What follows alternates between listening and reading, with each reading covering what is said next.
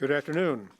This is the January 20th, 2026 meeting of the Estes Park Planning Commission. Call this meeting to order. First item of business is simple introductions. I am Commissioner Cooper. Cooper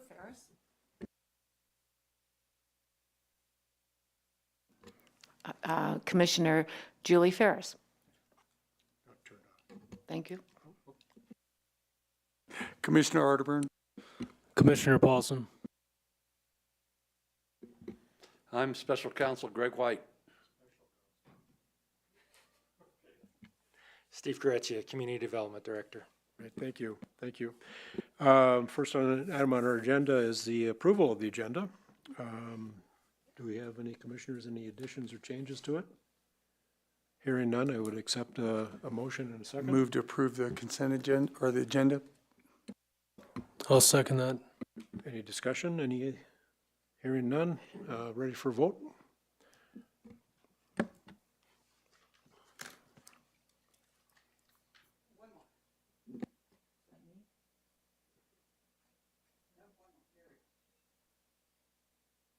Okay, agenda is approved. Second item on our agenda is the consent agenda, which includes and is exclusive of the Planning Commission minutes dated on December 16th. Commissioners, were there any changes or additions or modifications to those minutes? Okay. Hearing none, I would move for a vote.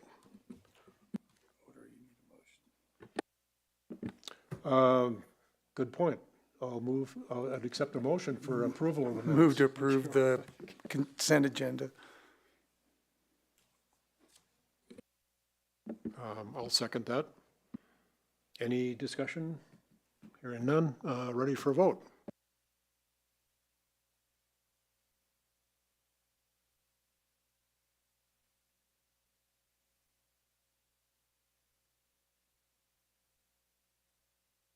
Okay, so the consent agenda and the Planning Commission minutes were approved. Next on the agenda would be any public comment. Any public comment? Anybody would like to have anything that's not on the agenda that we would be pay attention to? Okay, hearing none. Then we'll move on to our action items. Planner Washam, you are on the agenda.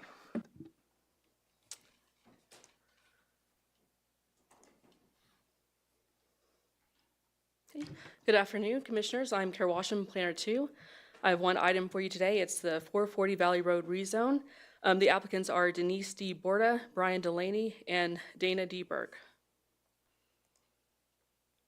The purpose of this item is for Estes Park Planning Commission to make a recommendation to Town Board regarding the rezoning request for 440 Valley Road. The applicants request to rezone from RM multifamily residential to A1 accommodations low density. Planning Commission is the recommending body for zoning map amendments, and Town Board is the decision-making body. The subject property is approximately 1,500 feet southeast of the intersection of Elkhorn Avenue and Fall River Road. Here's an aerial image of the existing site. You can see the single-family residence on the north side of the property and the existing 3-unit lodge toward the south corner. The applicant's request to rezone the subject property from RM to A1. The purpose of the request is for reclassification of the existing 3-unit accommodation structure from vacation home to resort lodge. In order to be reclassified, the property must be zoned to a district that allows the use. No future development is proposed with this application. Here's a sketch of the floor plan of the existing lodge called the Bunkhouse at Old Man Mountain.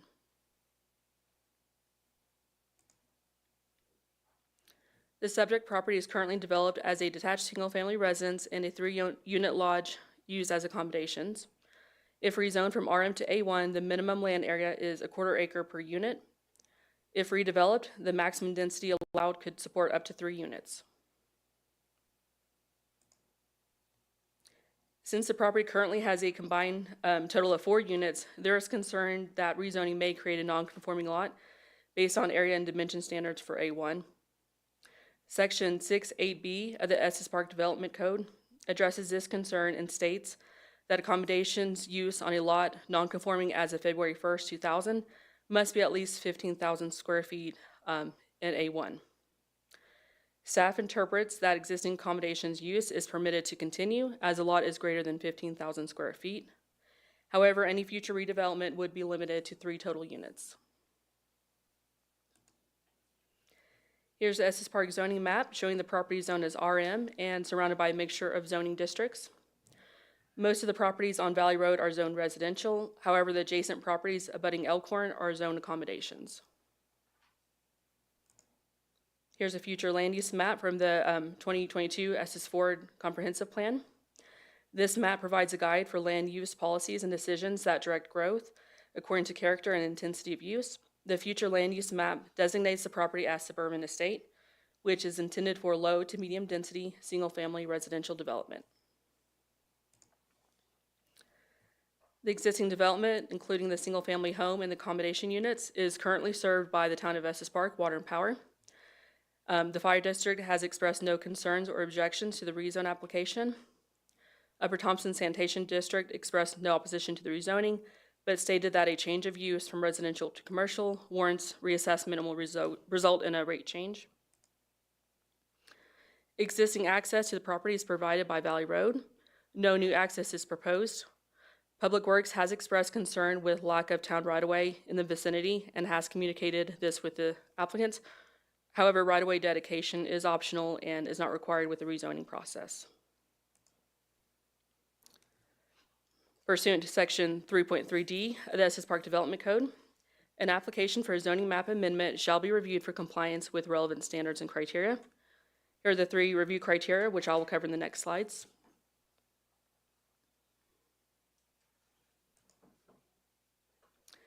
Number 1, the amendment is necessary to address changes in conditions in the areas affected.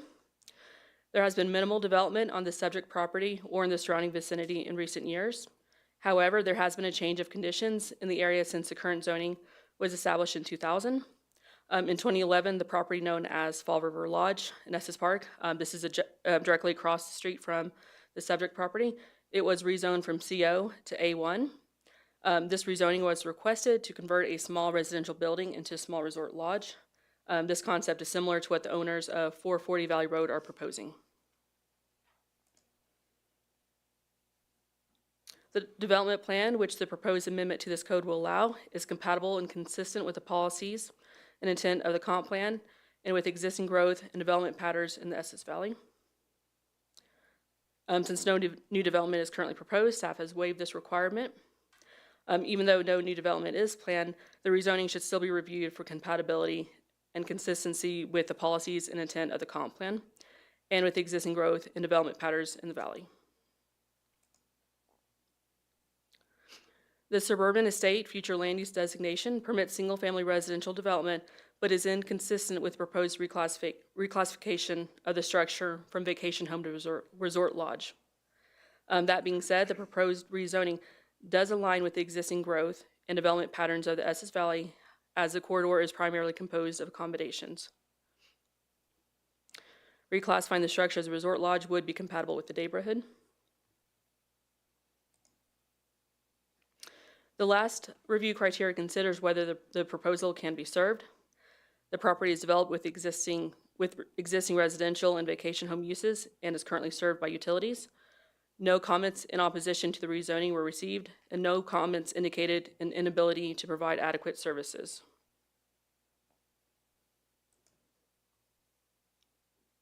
Here are some advantages and disadvantages. Approval of the rezoning request would allow the property owners to reclassify their use from vacation home to resort lodge. Reclassification would allow the property owners to continue with their small lodge business operation and would ensure continued beneficial use of the property. A disadvantage is approval of the rezoning and subsequent reclassification would result in a loss to the Estes Park Workforce Housing Regulatory Linkage Fund, as these fees would no longer be applicable. I believe this is around $4,500 annually. A potential disadvantage of approving the rezoning is that uncertainty remains on how the applicants and staff should interpret the requirements of ballot question 300, which was approved by voters on November 4th and certified by the Larimer County Clerk and Recorder on November 11th. The subject application was submitted on November 25th. The applicants have not submitted written approval of the application by neighboring property owners in accordance with above ballot language and as requested by staff. The general notice provisions outlined in section 3.15 of the Estes Park Development Code were followed. Public interest in this rezoning request is low. A neighborhood and community meeting regarding the rezoning and development plan was held on site on November 24th. However, there were no attendees. At the time of this presentation, 3 letters of public comment were received. 2 letters expressed opposition and 1 letter expressed support. Staff finds the application meets the standards for review in Estes Park Development Code, section 3.3D. However, written approval from surrounding property owners has not been provided at this time. Therefore, given the uncertainty on applying the requirements of ballot question 300, staff has no formal recommendation. The Planning Commission may make a recommendation to the town board as it deems appropriate, including a recommendation on the application with or without an interpretation of the applicability of ballot question 300. Here are some sample motions to consider. That concludes my presentation. The applicants are here as well, and they have a presentation for you all.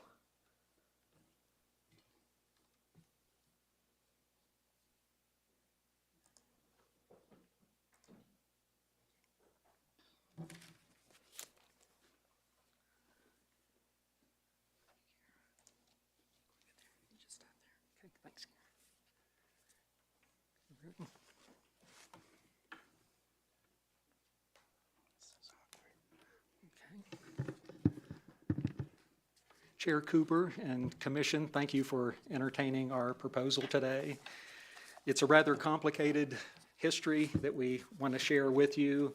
It actually runs from the late 70s up until currently. Get our notes together here. And I'm Donald Borda, my wife And I'm Denise Delaney. Borda. My brother and sister are also in the audience today. Also the co-owners. Co-owners and co-applicants. So what are we? 440 Valley Road has 1 single-family dwelling, and the brother resides in that dwelling. He is the manager of the bunkhouse at Old Man Mountain, a small accommodation with 3 guest units. They're all studios, as we can see here. B1, I guess, is a tiny home. It's less than 300 square feet. B2, 400 square feet. B3, 572. It's a studio with a bedroom that was added in 2001. You can see there's a covered patio, a storage, utility room. So sometimes it's referred to as 1,500 square feet, but the inside livable area is 1,250. And I would add here too that the design of this and permit was done in 1987, and it was done under the 1985 Uniform Building Code. And that actually states that, I can find that in my notes.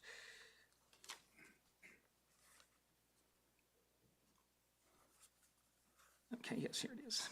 That less than 600 square feet does not constitute a single-family dwelling. So we would like to make that point that these are not single-family dwellings. They are, in fact, accommodations and No, guest units. guest units, but very small, low intensity, low impact. Yeah. Okay, so like to go on to say it's been family operated, on-site manager for 15 years. This is the first year we've taken a loss. Low interest, 0 objections, rezoned from RM to A1, no planned development. And as Planner Washam had shown, our location, again, we are just, on Business Highway 34, and just sandwiched in between the Seventh-day Adventist Church and the Christian Science Monitors Church, and across from Cinnamon's, which might be a... Bakery, I think it's CO, yeah, now, as we were. Again, And again, the property's been in the family, for 40 years. This year. Yes.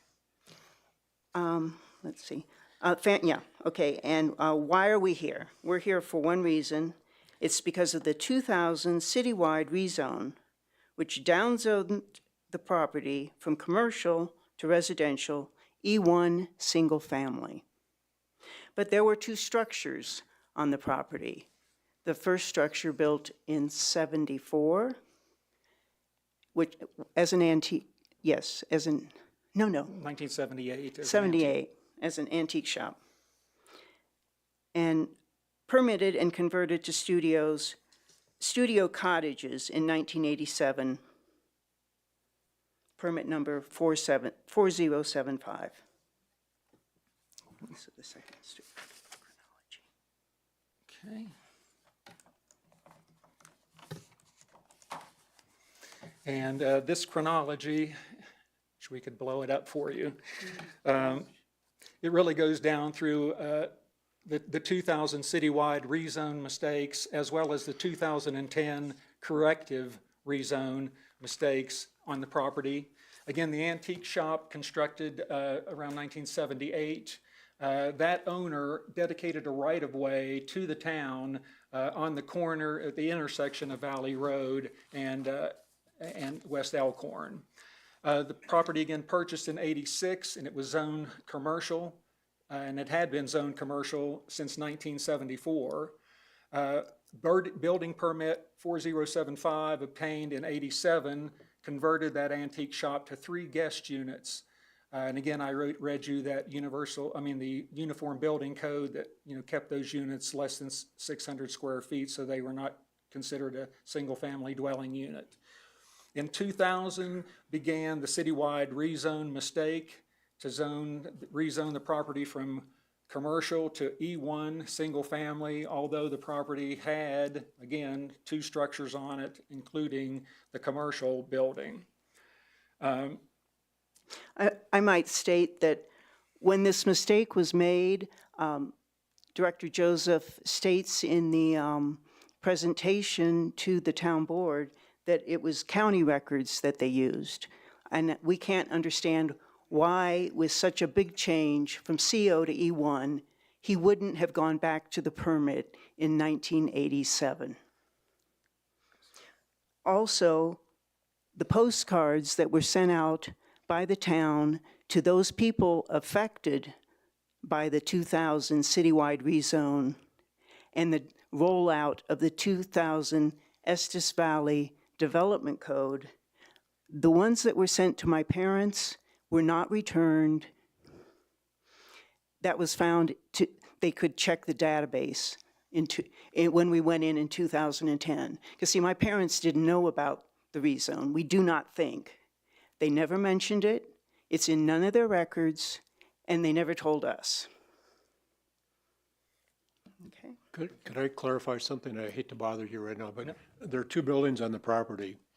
And I think you had referenced that in '87, the building that's in question right now was developed with 3 units. Was the commercially used building then the other building? No. The antique shop was what was converted into the 3 units. Yeah. Single-family dwelling right on Valley Road was built in the 50s, and the antique shop, 78? And there were also, another building permit, actually in 2001, was obtained to complete the addition of what is currently now the bedroom in Unit 3.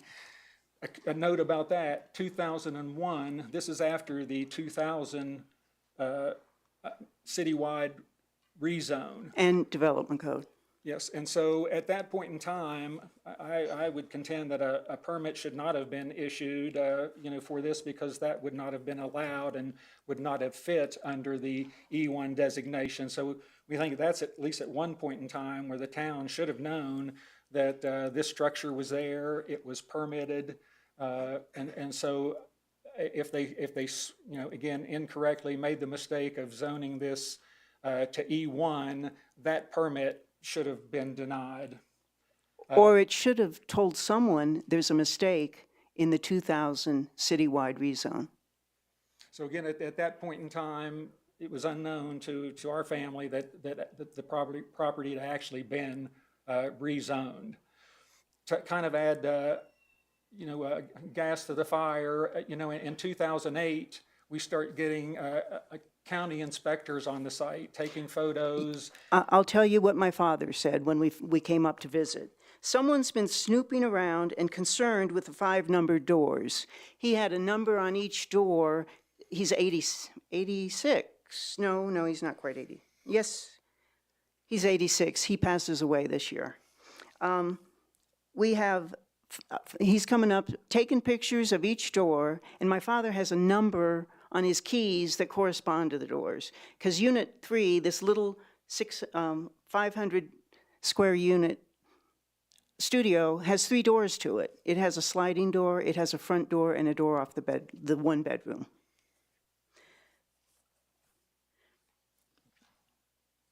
Planning then files a complaint action form.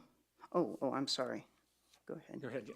So again, we have inspectors coming, looking at those numbers on the door. They make a contention that we have 5 units. They actually go back, you know, back at the county, draw up a 5-unit floor plan that has taken us over a decade to clear up from the county records. But again, things just start to snowball. There's false accusations. We're accused at that point in time of being code violators because they claim we're working without a permit, although we've had a 1987 permit and a 2001 permit at that time. The complaint then turns into a complaint action form and is filed with the police in 2008 for violation of no permits. My father passes away then. In 2009, emails between planning and the police show that all the address files go missing for our property. Nothing. So again, at this time, you know, the police ask my brother-in-law to make voluntary statements and still are insisting that, you know, that there are no permits. And we've informed them that, you know, we have files, but and need to provide them to support that we do have permits for these activities. So then we finally get to where, all right, so in that voluntary statement, the police are asking, what's going on out here? We had painted the outside of the residence. Our parents were gone.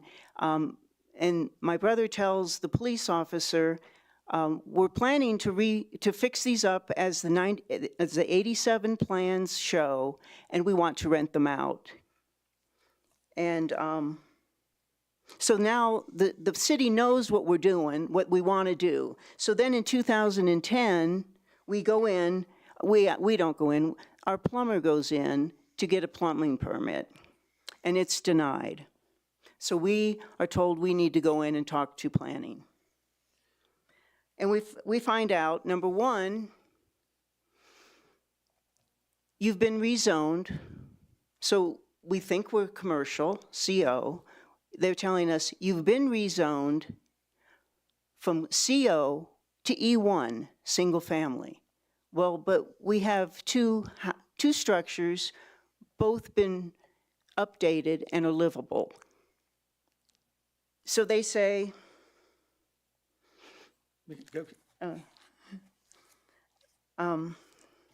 At this point in time, yes, I guess when we're meeting, so the permit is denied. So they're telling us that we have to get a residential multifamily zoning before we get the permit, and that we have to get a water tap before we get the permit. So work stoppage happens from 9/27 until 10/18 or 20, I think something. We have to supply all the records. We're actually going through old logins to find the permits because they're telling us they have none. They've lost all the files. all the files. And so we provide those files with, for them. And then they said, well, it does have to be correctively rezoned to RM. And so we had, submitted that application on September the 30th of So 2010. this is 3 days after the plumbing permit is denied. It's pretty much, you need RM and all the things we've mentioned. 3 days, I had the statement of intent. We wanted to open this business that summer. And so the town coined this at that time to be a corrective rezone. Again, they asked us to actually fill out the application, but it was at their request to do so. And they did not charge a rezoning fee for this. It was actually the town was taking the responsibility to correctively rezone. And we have documents here where those statements were made by the CDD in front of this commission, back in 2010. So finally, 2011, we get one license as the bunkhouse at Old Man Mountain, and we have an on-site manager as required by the town clerk's office, because there are 3 units. In 2017, Ordinance 2916 was passed that then required us to have 3 business licenses based on the certificates of occupancy, which had labels as new attached single-family dwellings issued in 2011, instead of the 1 license that we started out with. So this is where the guest units become new single-family dwelling units. Then in 2023, Ordinance 022 was passed, requiring the bunkhouse to pay 3 workforce housing fees based on the 3 business licenses and the certificates of occupancy, labeling all 3 units as vacation homes, and that was in 2019. Yeah, so to our surprise, after a meeting with planning and building in October of this year, we find out there are now new certificates of occupancy, which we were told were official documents. And these we will show you in a few minutes. In 2023, we tried to resolve this issue by meeting with the CDD director and also the town clerk.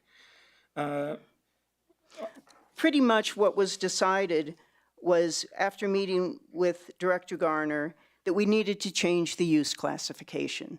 So this has all been use classifications being changed every time we get rezoned, either by a citywide rezone or by a corrective rezone after harassment. CDD has lost all the files, of course, so we've been intimidated. So finally, in '23, under the direction of Director Garner, she says, I can't find any files on your permits. She says, I have done an extensive search. You need to file a CORA, Colorado Open Records Act. I filed that, and I didn't hear much. I got 9 files back. And they were all roofing permits after 2009, after my father died, and we were working on replacing the roofs, and just minor things. Then I went and filed CORA 2, and we came up with about 30 documents. All the permits from 1987, 2001, 2010, the police reports, the 5-plex, which you'll see here in a minute, that was drawn by, we don't know for sure who, because it wasn't signed, and the 2008 through 10 records. So 19 files were missing for 13 years until the CORA 2 was filed. Okay. Today, then, we're 2025, application for rezoning property from RM to A1 was submitted to CDD on 10/20/25. And I will say, this is the second time I've been here, all of us, and the first time we've been here voluntarily. Okay. This is a copy of the 1987 permit. Just a couple little notes that are on here. It does identify the units as studio, 2 cottages, and it also shows on this that it is CO.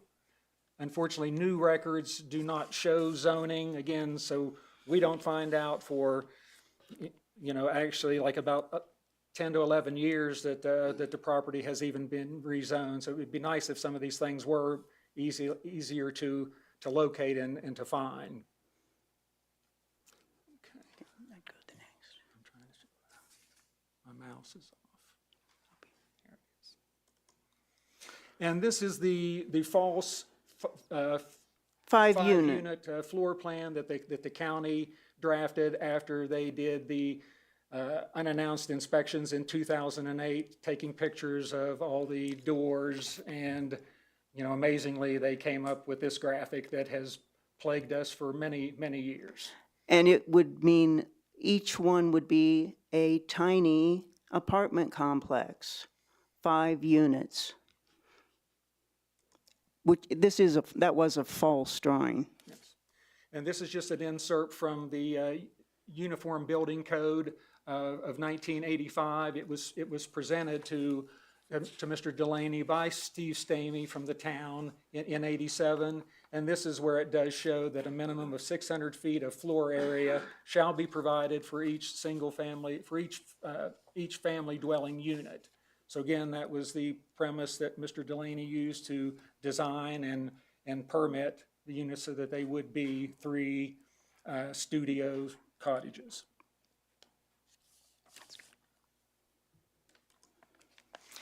This is the memo from November 2010, the corrective rezone. to the town board. It was a memo to the town board. You'll notice planning never mentions the 2000 citywide rezone or the 2010 corrective rezone. We contend you must look at the background to understand why we are here today. In 2020, 23 and 25, we never heard every time I'd walk in, I'd have to start back to the beginning because no one had ever heard of corrective rezoning. I was told this in 23 and in 25. They said they don't do it. And without records, it's kind of hard to say they do it.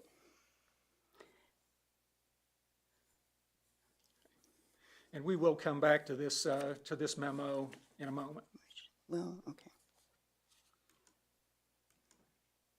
These are the certificates of occupancy. This was the ones original from 2011. And you'll notice, again, labeling has been a major problem too. It's shown as a new attached single-family dwelling. Again, this is for the very tiny, little, small, less than 300 square foot unit. I think that's good. for that. Oh, yeah, and it's all about this, the fill in the blank. This blank has been inspected, and I checked with the building code, and they said that there's no ordinance or any code that tells you who or what, I'm not sure about who, but what is put in that blank. And then this is just the, the second one, go back, that was done, the one that we had just found out about here in October, that a new one that was issued in 2019 is now a 1-story triplex. Which goes back to the other document where Director Joseph labels these as triplex in the 2011, 2010 memo to the town board. And then we've also been, it mentions we're now a vacation home. And this was the property across Business Highway 34. It was characterized in the earlier presentation as being small. It's actually a over a 10,000 square foot home with 8 bedrooms, 9 bathrooms. A swimming pool and 3 kitchens. This unit pays no workforce housing. They pay for one business license, which would be $250 per bedroom. And the bunkhouse at Old Man Mountain, which is 1,250 square feet, pays $4,500 annually, and it goes up each year with inflation.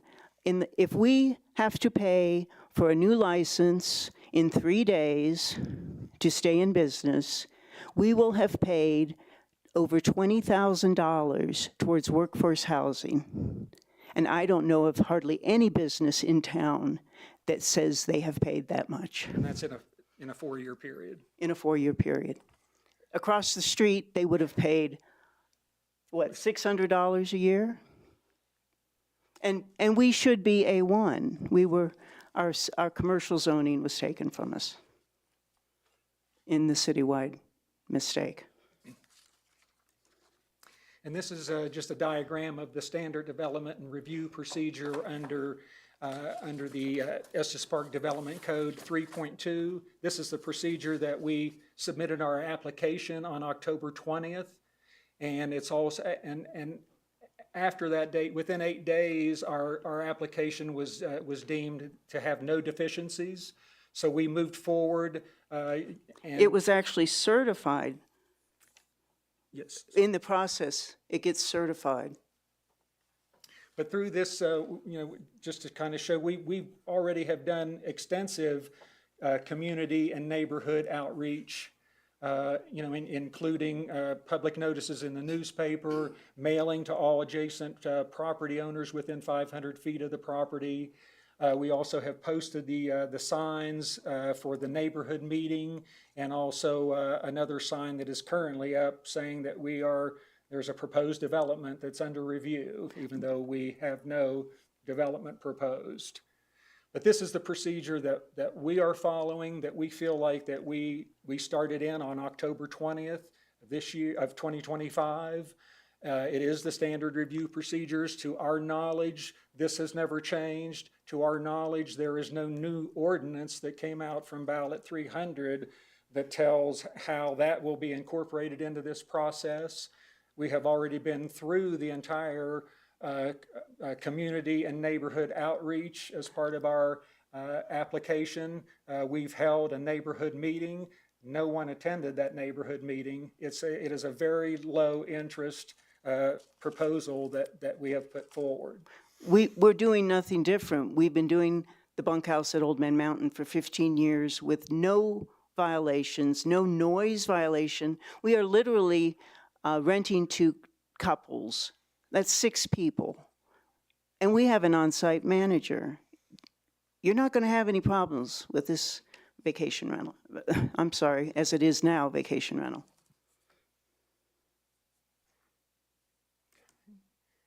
I think that's it as far as our slides. Oh, if there's anything here. Okay. Stanley, sir. Okay.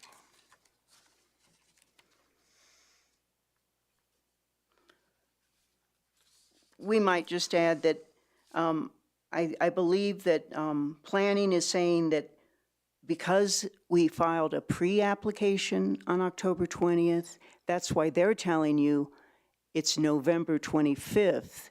And they're saying that's where they're going to split hairs, I guess, on this process. But the application data was actually transferred by CDD to the application, and because we were unable to transfer the data, or we'd have had to start all over in the computer system. So actually, Karen transferred that for us.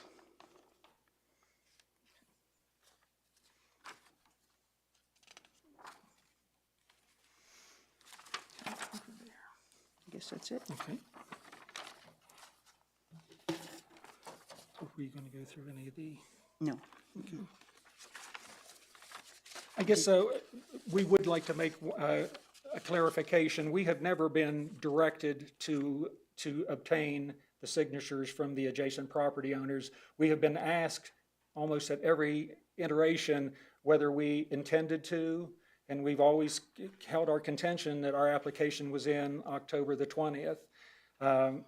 And because that presentation basically said that, that we were directed to do so. We have never been directed to do so, and we have an email From 12/18 12/18 that asks the question again: Are we to confirm. Yeah, to confirm if we are, and we said we are not, because we truly feel that we are in the process. Just as Stanley Circle 179 in your last meeting stated they were in the process. And I would like to just elaborate a little bit on what we did too. Again, we sent out those, the 27 letters to the adjacent property owners within 500 feet. 26, no objections from 26 of those. And I will only note that, out of that list, that there are actually only 10 names and addresses that are actually here in Estes Park out of that 27. So that basically means even if someone attempted to go get signatures, there's only 10 that you could physically find in that mailing list. So there are like 17 properties that are either out of state, post office boxes out of state. Rocky Mountain National Park. Mountain National And then, Park of is course, there's a church on both sides of us. And then 5 of them were returned for the incorrect address. They're using county records, I guess. Yes, using a county database, so that seems to be extremely flawed for future reference. So I guess we would just, appreciate, your approval of our rezoning, and also ask that you consider, what we have done in the community and neighborhood outreach to, I think, comply with the spirit of, getting everyone, to at least not object to what we are doing. And we're helping tourism here. I just want to say, I could have brought the books, but I couldn't carry much more stuff. And the reviews that our guests leave, they say things like, well, we decided to stay here for a week and canceled our trip to Vail because we had everything we needed here. And that's dollars to Estes Park. Thank you. Thank you very much. Thank you. Let's open it up for questions here amongst the commissioners. One question, and just clarification, please. When you kept talking about building permit, can you define that? Or you said permit. Is that vacation permit, building permit? You kept talking about trying to clarify, get your permit. Oh, the plumbing permit. Was it just plumbing permit? Yeah, we wanted to put in a Okay. bathroom. The whole plan, my parents lived in 2 of the units, B2 and B3. And so it was a dwelling in 2000.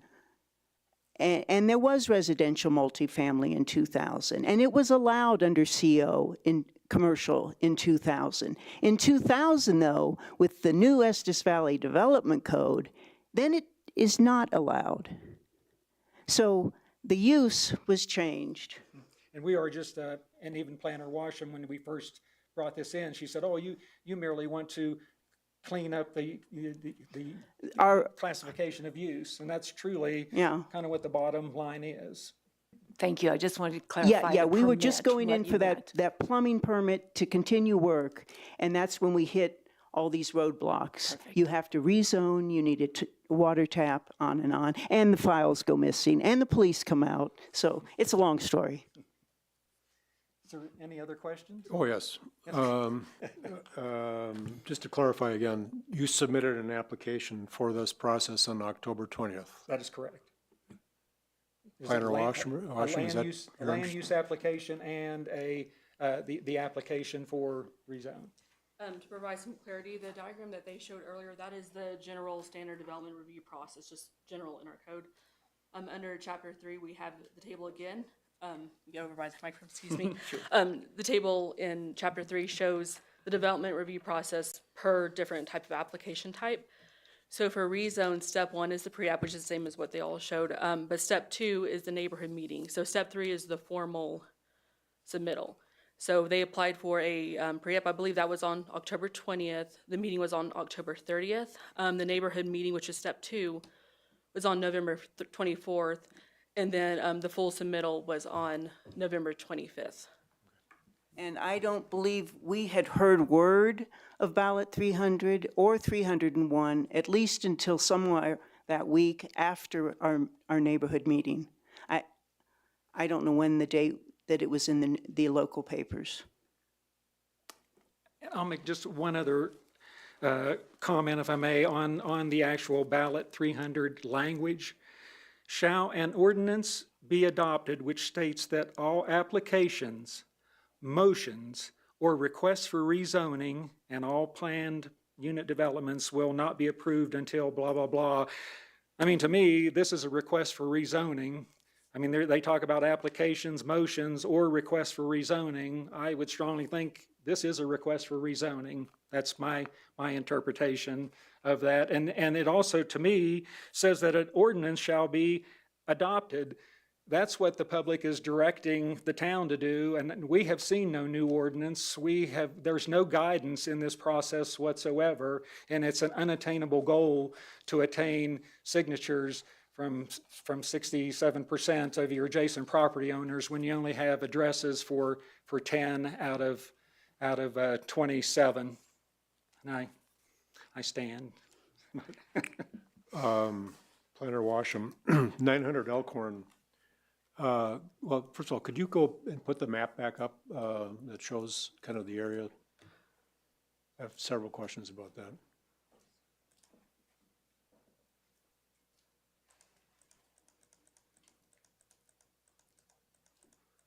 Yeah, that was. okay. Yep. Okay. First of all, where is 900 Elkhorn in relationship to the subject property? It's this light purple What is a lot of A1. streets here? Is that A1 down below in the light purple area? That's correct. Okay, and that was the area that was zoned or rezoned at one point in time from CO to A1? That's correct. Okay. The dark purple areas, I think it's accommodations. Is there anything on those properties right now? So the one to the southeast, it is a church. I don't recall which one it is, and the one to the north as well as a church. So I'm not sure why they're zoned A, but they are both religious institutions. Okay, so there was a picture of that building on the southeast corner in a large parking area. I was curious about the parking area, so that would be why. Yes, down below. There we go. This one here, I think. Well, go back up one. Okay, so that's the building. That is actually a religious facility of some sort, and all the parking must be for the people that would attend. Okay, got it. Okay. To the best of your knowledge, the issue that was brought up about the 600 square feet not being considered a family unit, that was referenced as being in place back in 1987. Is that still considered in language?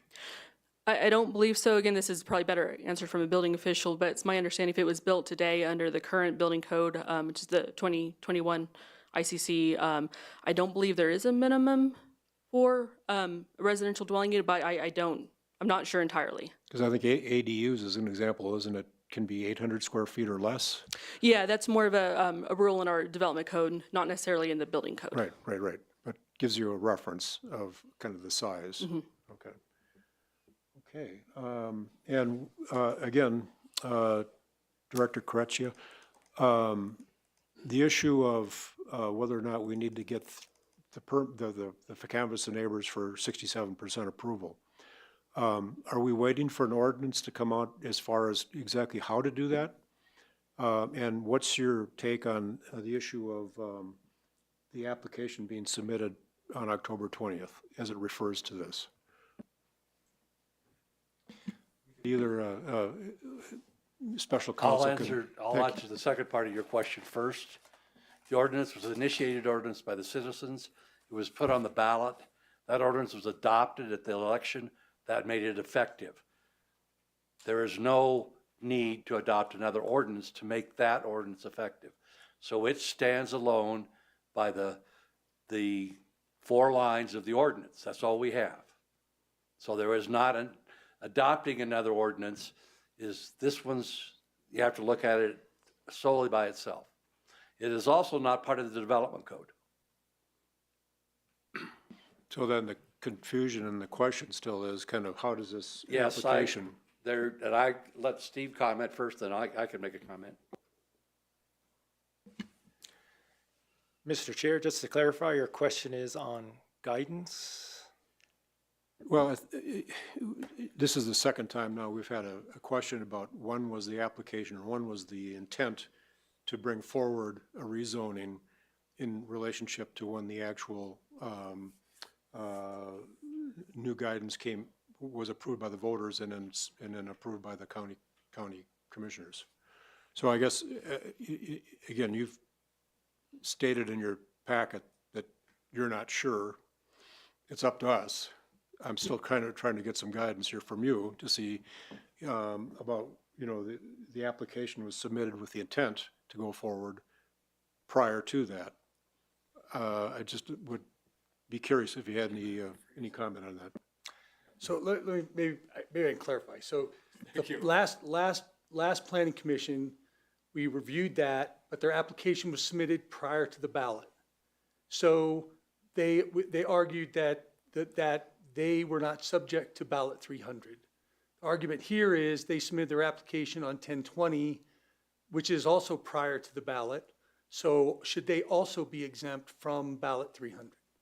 That's the question I think you're trying to ask.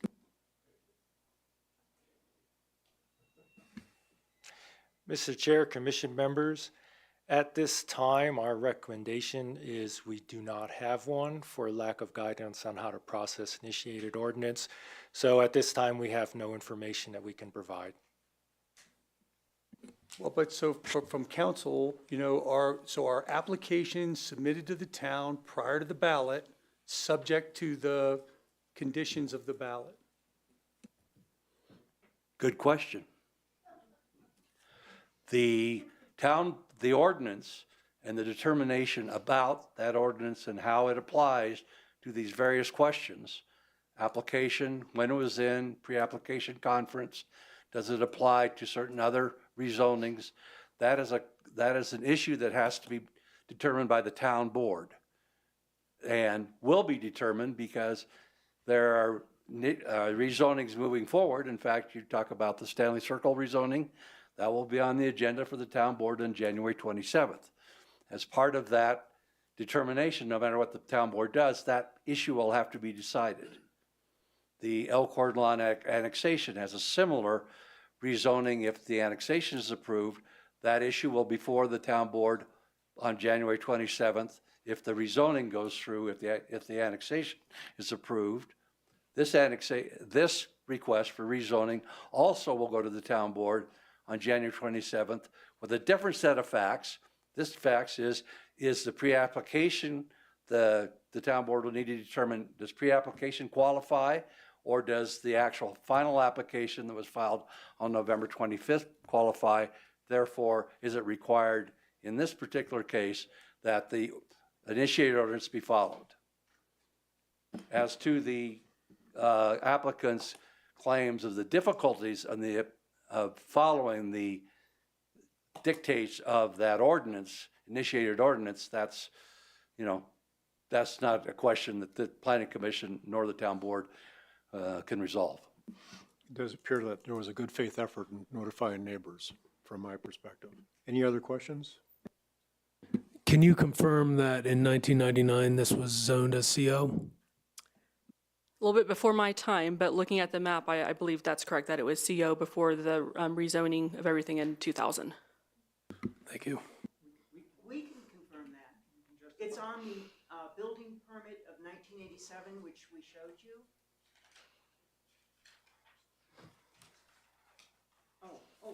And Joseph's memo says that it was commercial since 1974.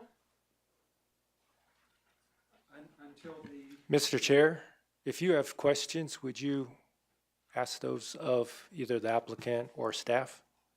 Have them come to the podium? Chris, could you repeat that question to the applicants? Yeah, could you, do you have that in your presentation to show the CO zoning in 1987?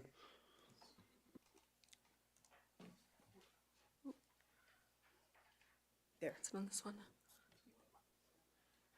You'll see CO on there, if you can see it.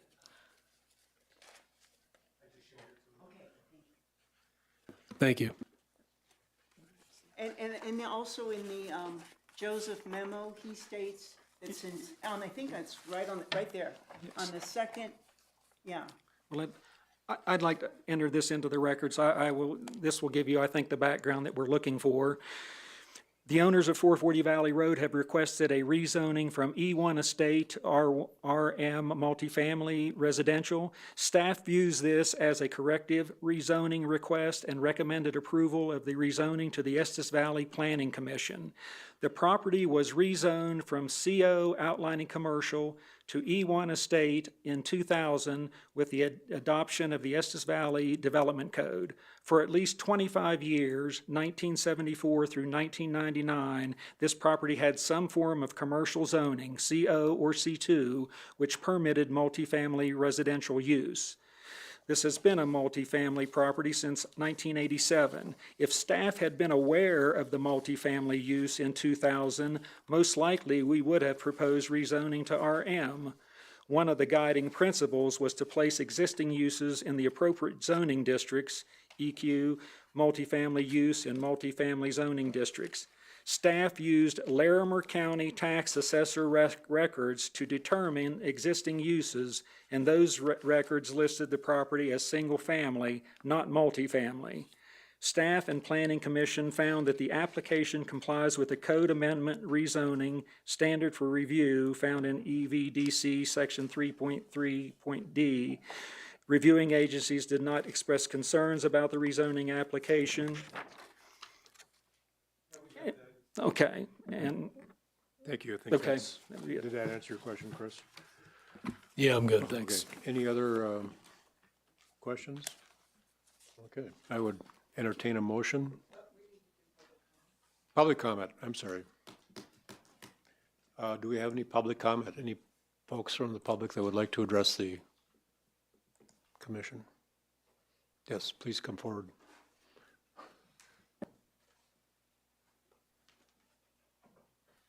Yeah, state your name and address. Joan Hooper, 1270 Rangeview Road.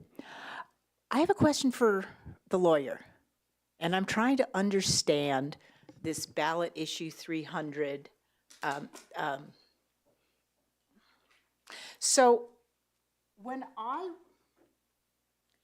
I read the text of that ballot issue, it says that applications, motions, requests for rezoning will not be approved. So it's not about submitting the application, about the approval in my reading of the text of that. And so I'd like to ask. I don't answer questions. The attorney does not answer questions when posed. If you'd like to ask your question to the chairman or the board, if they want me to opine, then I would be happy to. Okay. Please state your question. Okay, so by my reading of ballot issue 300, it's not about when the applications are submitted or requests are submitted.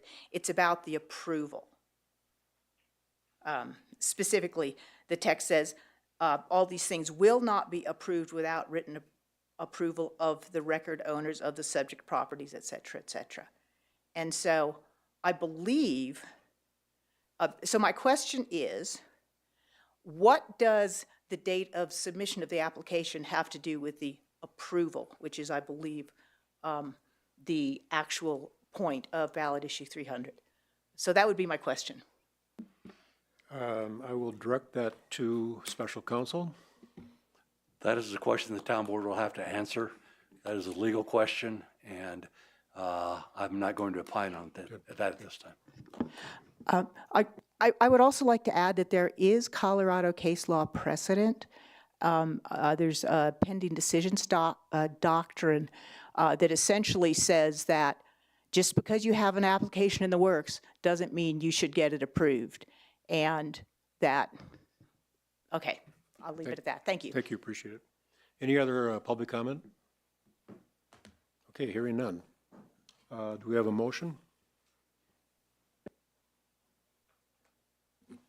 I move to forward a recommendation of approval to the Town Board of Trustees of the zoning map amendment application to rezone the 8 of an acre subject property addressed at 440 Valley Road with RM to A1 in accordance with the findings of fact found in the staff report and pending a decision on the application of ballot 300. Second?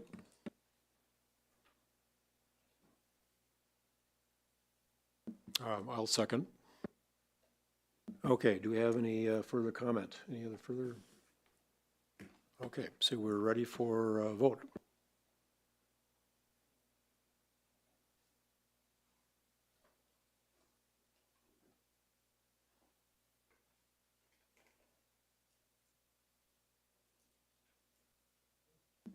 The initiative passes. Okay, second on the agenda is, whoops, there it is.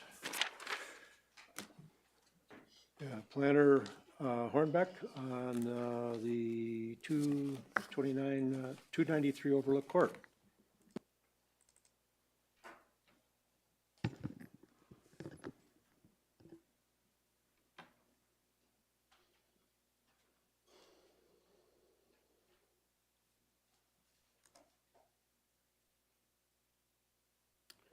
Good afternoon.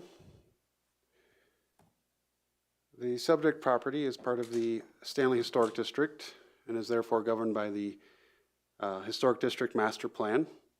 However, there are also development agreements for each property in the district, which dictates that the subdivision process within the development code apply as well. This means the master plan standards apply and the development code process applies for subdivisions. For you, as Planning Commission, it means you'll be making a recommendation to Town Board, as you would with any preliminary plat. And applying the master plan standards, and a final plat would be considered by Town Board. Lot 2 of the Stanley Historic District was platted in 2004 as the Overlook condominiums. It included 4 multifamily buildings, 11 duplex buildings, and 6 single-family building envelopes.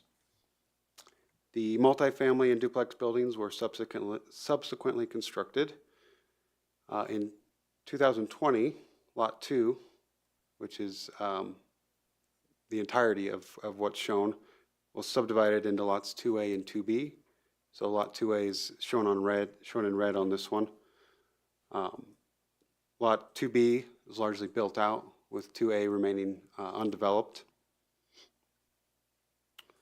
In 2024, an amendment to the plat changed the 6 single-family envelopes on Lot 2A to 6 duplex envelopes, meaning a maximum of 12 units potentially. And this increase in density was in accordance with permitted densities in the Stanley Master Plan. The applicants request approval of a preliminary subdivision plat to eliminate the 6 duplex building envelopes and create 10 single-family lots. The lots range in size from approximately 6,700 square feet to 24,000 square feet. Access would be provided by 2 private driveways which connect to Overlook Court, which ends at the cul-de-sac there. These shared driveways would be maintained by the owners of the subdivision and will require a shared driveway agreement to be recorded with the final plat. The northern driveway goes on to connect to the property to the north, the Black Canyon Inn, as an emergency access. Grading and drainage plan is also provided with the application, as well as a landscape plan. Advantages of this application: it is compliant with relevant standards of the master plan, which I'll summarize here. All lots meet the minimum standards, including minimum size. Minimum open space requirement of 30% applies. Each lot, it will include a building envelope to limit developable area on each lot and reserve the remaining area as open space in order to meet that requirement. Regarding grading, the master plan speaks to limiting grading, preserving existing landforms, and avoiding overlot grading for the sole purpose of creating flat building envelopes. The slopes on this site do necessitate some disruption to existing landforms. However, the grading plan appears to show grading that's focused around individual building sites rather than a large flat grading for the entire site. Preservation of significant vegetation.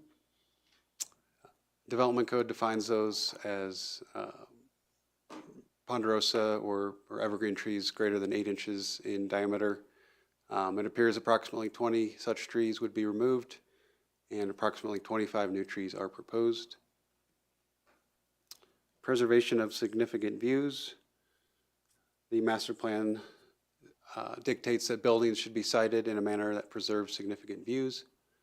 The primary concerns relate to maintaining views to the site, in this case meaning the historic Stanley Hotel.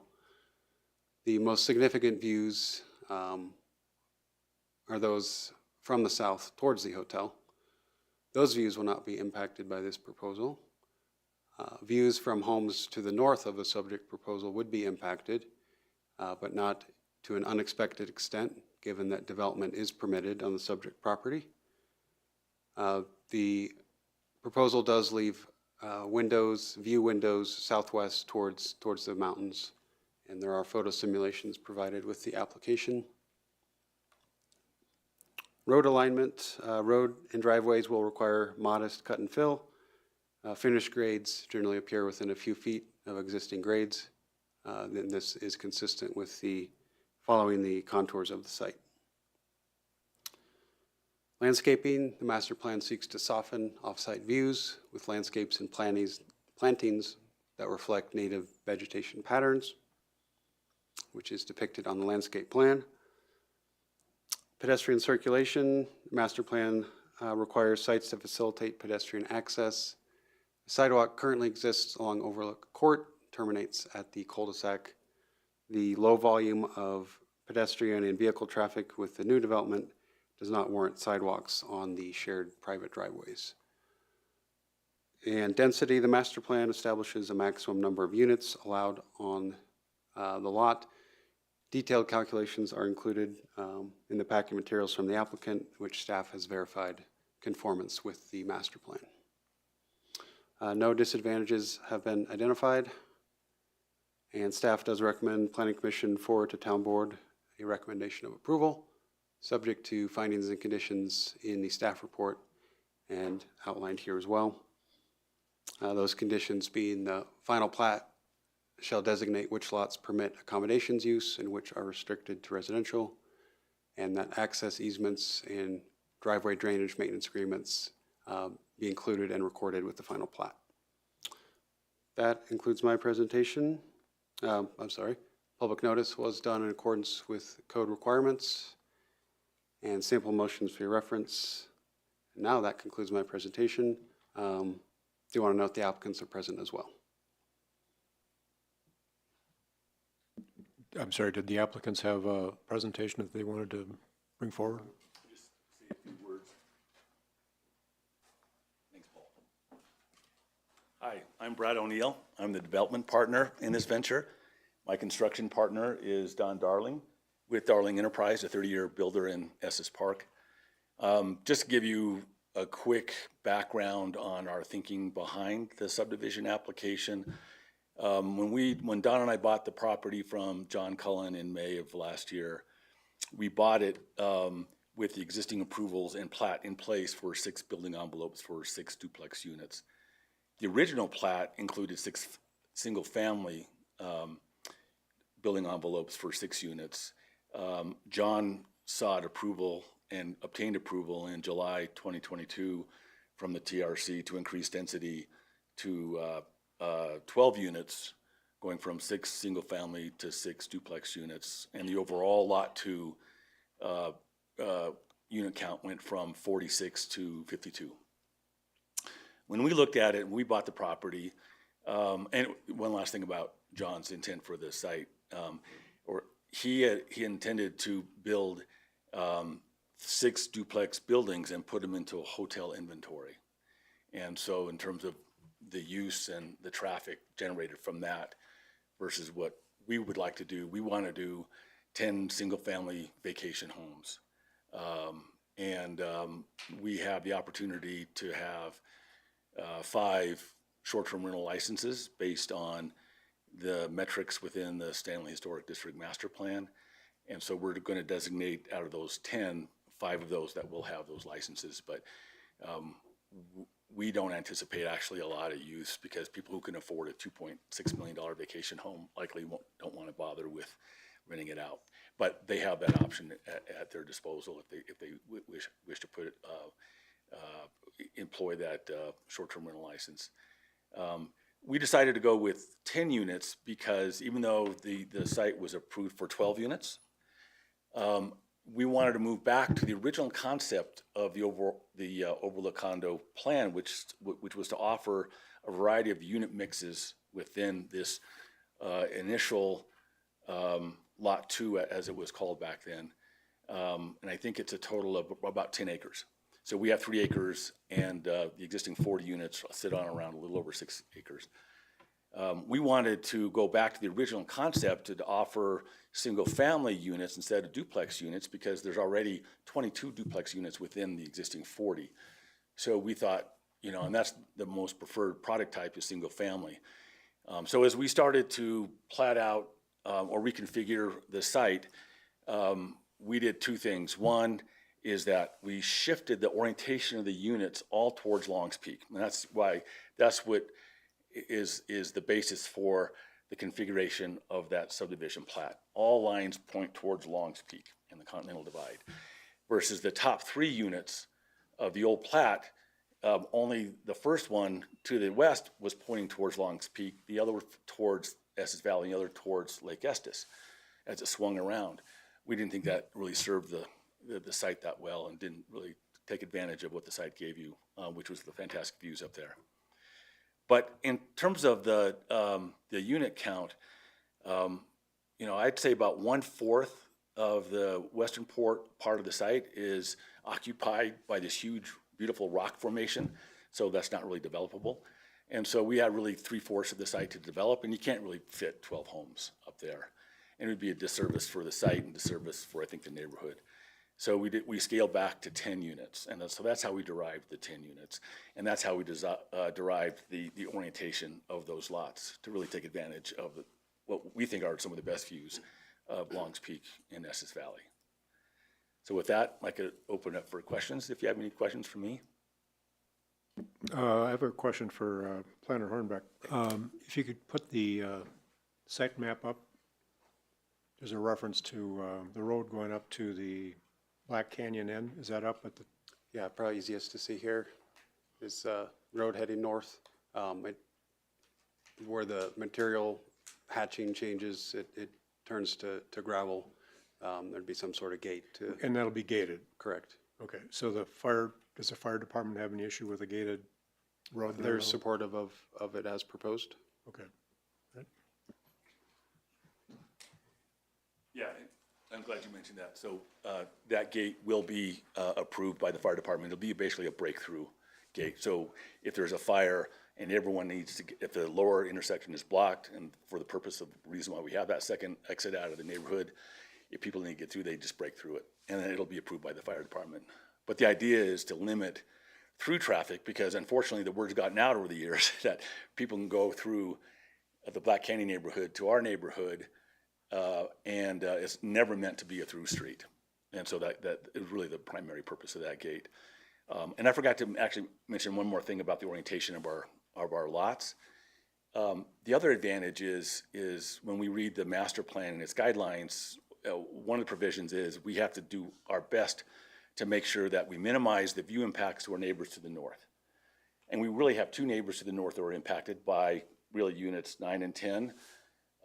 So the old plan had units 9 and 10 oriented towards Lake Estes. And so the long part of the house would have been blocking more of the view from those neighbors to our north of Longs Peak in the mountains.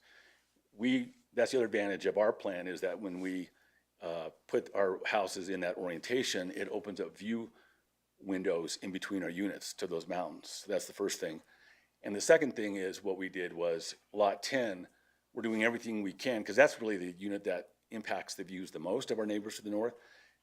We're intend to lower that whole structure 7 feet.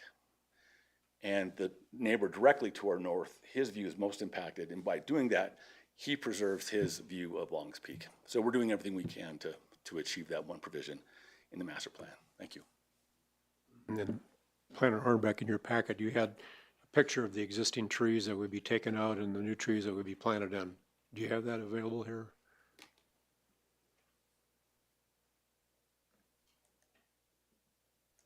Yeah, just a moment, see if I can find that.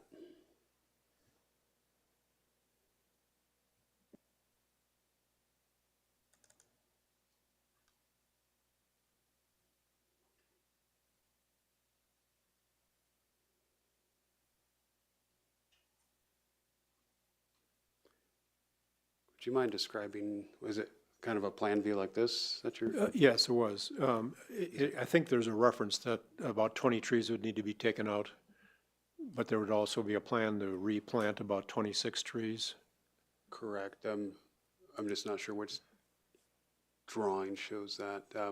Probably I this think we one. might- You can see kind of some trees within the Yeah, building that might be. footprints.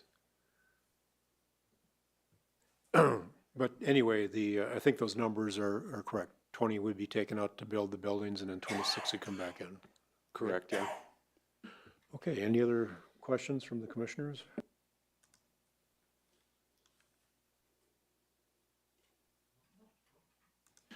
Any public comment at this point? Okay, seeing no public comment, do we have a motion? I move to forward to the town board a recommendation of approval of the preliminary plat according to the findings and recommendations by staff. I'll second that. Okay, we have a motion and a second. Do we have any other comment? Hearing none, I guess we're ready to vote.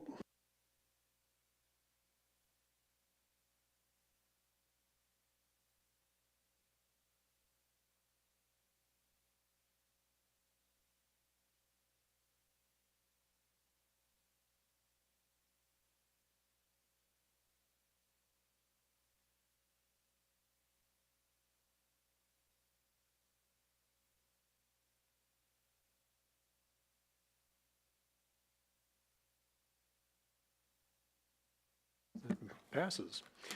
Okay, next on our agenda, we have discussion item, development code update.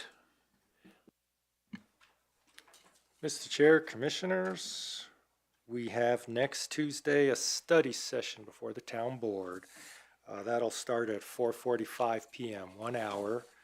We'll have the design workshop team there, as well as the community conversations team. The purpose of the study session is to provide the town board and the public with a summary of our public outreach efforts to date. So it'll be a good session. Each group will have about 30 minutes, talk about what they've done, what they've found out, provide that information. So that's next Tuesday, the 27th, 4:45 p.m. How far along are we in the process? And when do you see this getting possibly completed? Mr. Chair, well, that will be schedule will be one of the things I know the design workshop team will talk about, but we've wrapped up one of the first phases of the public outreach effort. The consultant right now is putting together a framework. What will this new code look like? They'll start, once they get that framework worked out, they will start then drafting code. They'll talk about a lot of this hopefully maybe Tuesday, but the intent is to bring a draft out for review for staff, and then staff will then circulate that for basically some public outreach on that. So we've got further public outreach efforts coming in the spring and summer, both with our consultant and community conversations team. Thank you. How about future meetings? It looks like, Mr. Chair, we may have at least one item for your meeting on February 17th. Okay, any other business? Hearing none? Adjourned.